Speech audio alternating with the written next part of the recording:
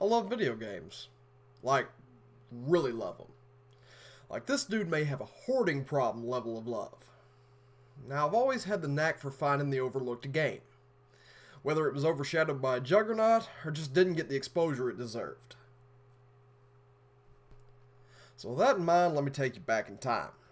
It was Christmas 1998. I got a Nintendo 64 and Mortal Kombat 4. Now, I quickly got bored with Mortal Kombat 4, so I headed to my local video store. They were having a sale on video games that didn't get rented, and Hexen was one of them. Hexen was developed by Raven Software, published by id Software, and released by GT Interactive in 1995. It was based on the Doom engine. It was vastly different from the other shooters at the time. It was a dark, gritty, gothic-themed Switch hunter with RPG elements. It had a character selection screen with 3 different characters, which was unusual for the time. Now, it's unusual now. This wasn't a linear game either.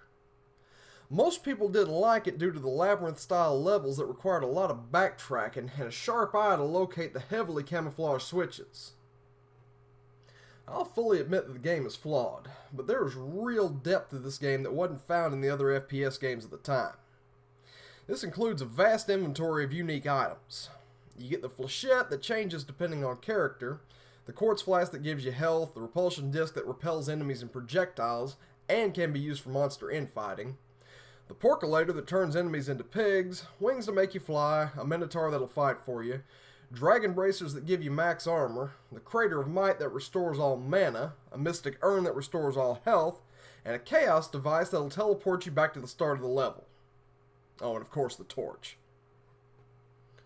Start a new game and you have the option of a mage, cleric, or warrior. And the mage is slow. He's the only one that starts with a ranged weapon, the sapphire wand.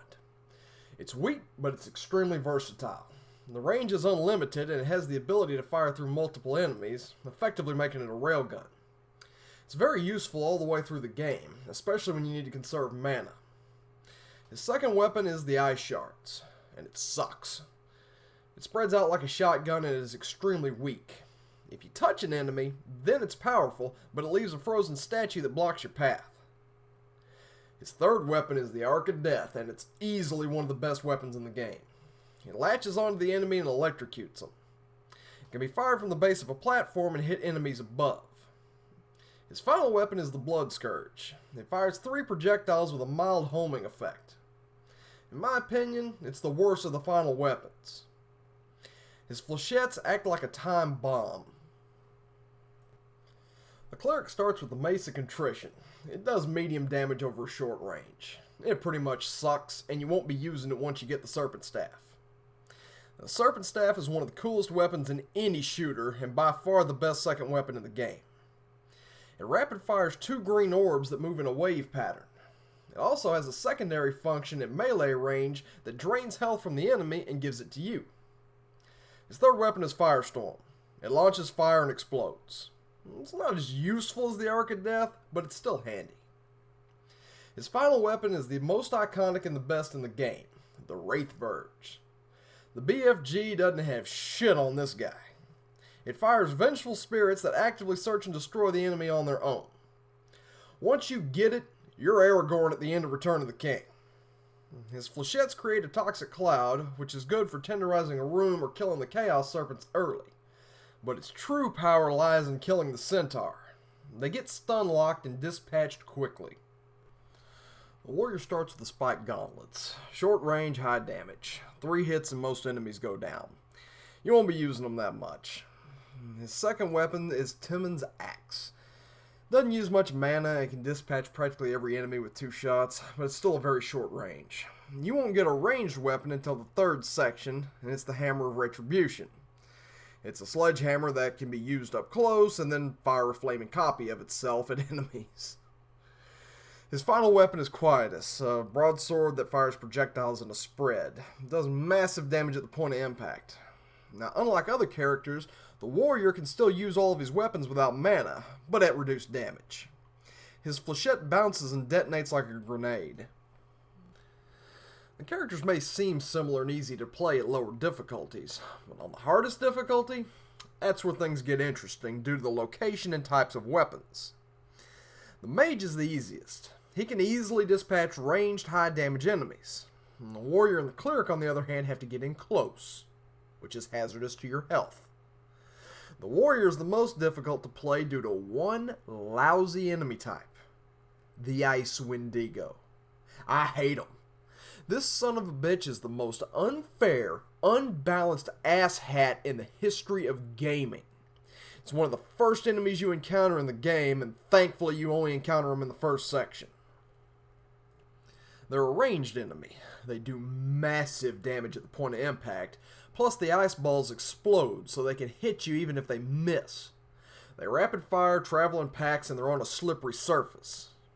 Sniping them from a long distance is ideal, but you can't do that with the warrior because he doesn't get a ranged weapon until the second act. You can use flechettes on them, except they camp uphill and are surrounded by ice pillars that can squish you. The only way to win is to have your healing items selected and spam them while bum rushing. Or you can try to kite them into a choke point. Neither way is ideal, and I wish you luck. The story's pretty generic and barely mentioned. Korax the Serpent Rider wants you dead, and you want him dead. Basically, 3 organizations control the whole world with an iron fist. The warriors, the mages, and the church control all aspects of human life, and each faction is led by the single most powerful member. Shockingly, Korax has corrupted these already corrupt individuals, and it's up to you to stop him. The game is simple enough. Each act has a central hub where you enter different maps through portals. The primary objective is to find switches that allow you to advance. It's not a linear game by any means. There will be plenty of backtracking to different maps, using keys found in various areas to find more switches. You need a sharp eye, because some of these damn things are next to impossible to see. Once you find all the switches, it will lead you to a boss. Kill the boss, go through the final portal, and it'll lead you to the next act.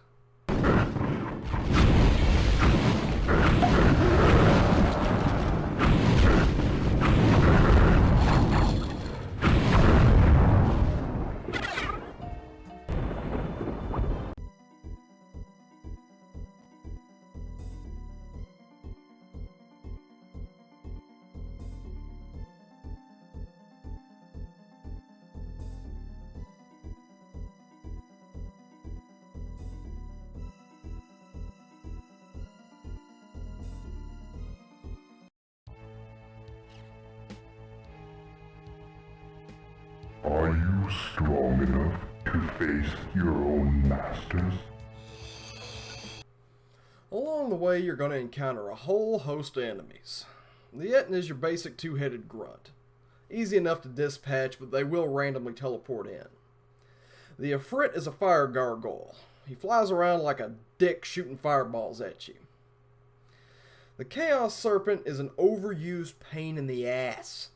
It's basically a reskinned Hell Knight that you encounter from the very first act. The Centaur can reflect your projectiles and they take forever to die.